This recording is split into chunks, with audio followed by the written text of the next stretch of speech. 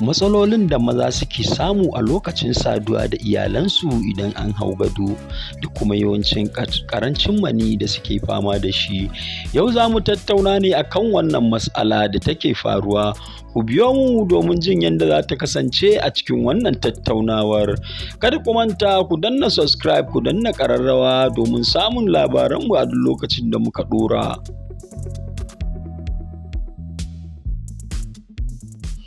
To wannan hanya dai idan yadda mutum ya kamata ya yi da iyalinsa a lokacin wasan nan shine yake ɗaukar kaso 90 a lokacin saduwar jima'i. Wannan ka kama nonon a hankali kana wasa da shi ko kana tsotsa, ka kama kan nipple ɗin kana murza ka sai ka ɗan sa bakinka ka ɗan ciza ka lasa da harshenka. Malam wannan yanayi ba a cewa komai. Ana yi a lokacin ne zaka ga macen tana ƙoƙarin fita daga hayyacinta.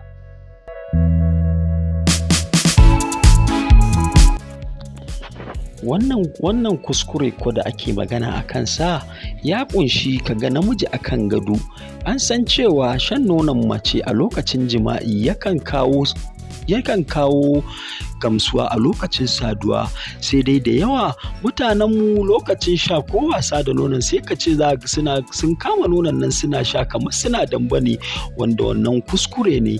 Wannan kuma wata matar tana shakkar ta gaya maka wannan maganar, domin idan ta gaya maka tana tunanin ka ba za ka yi fushi. Wallahi wannan babban kuskure kake aikatawa.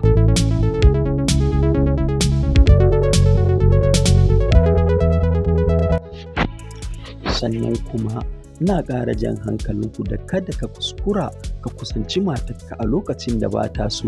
Me lokacin da ba ta so? Ka yi ƙoƙari kafin ka shige ta a ce ka tayar mata da sha'awa sannan ka shige ta. Ka zama kawai lokacin da ka je shine lokacin da kake so ya zama ka zama irin abin nan da bature ke cewa kick and go. Wannan kuskure ne.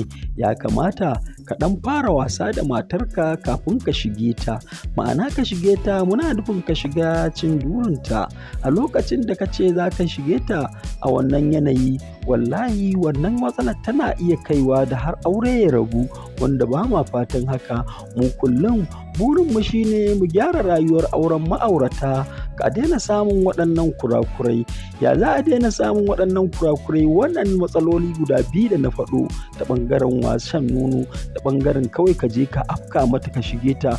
Kada ku manta, tunda mafi yawancinmu musulmi ne ko addini, akwai hadisin da ya zo mana cewa kafin ka je wa matarka ya kamata ka fara aika mata ɗan aike.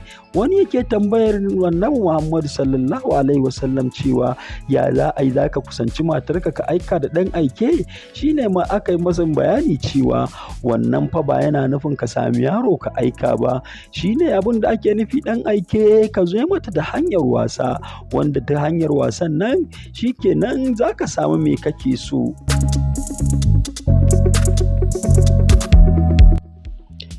Yana ɗaya daga cikin kuskuren da muke a lokacin kincin duri. Kawai sai ga mutum ya afka matarsa, wai shi a tunaninsa daga lokacin da ya releasing ita ma ta yi releasing, which is not. Wallahi wannan matsalar tana leading to separation, ma'ana tana yin sanadin rabuwar aure. Ya kamata idan zaka kusanci matarka, shi sa ake jaddada cewa kai wasa, wanda kafin ka shige ta akwai yiwuwar tana dab da kawowa, wanda in ka shiga in ta kawo shikenan kai ma ka ga in ka kawo an samu biyan bukata. Ya za ka gane taka a lokacin da kake saduwa da iyalinka? In dai baka ji tana maka nishi tana ko tana wasu sambatu ba, wallahi ina gaya maka your name is double sorry, baka iya satisfying matarka. Ya kamata a ce a lokacin saduwar nan ka ji tana maka screaming, kana wani irin kuka, tana wani irin ihu ko tana wani irin sambatu. Wannan shi yake nuna cewa kana biyan bukatar mijinka, kana biyan bukatar matarka, domin cewa wannan hanyar ita ce kadai zaka iya fuskantar cewa iyalinka ta gamsu. Amma mafi aksarin mu kuskuren da muke sai mu je wa iyalanmu idan mun kawo shi kenan sun kawo, wanda ba haka ba ne.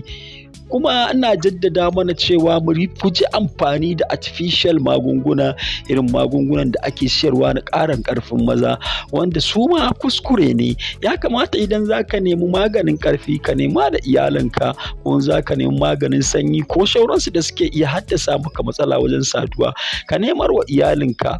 Domin masu amfani da waɗannan magunguna a ƙarshe yana iya ba su matsala. Za ka ga suna yawan fama da lalurar ciwon kai.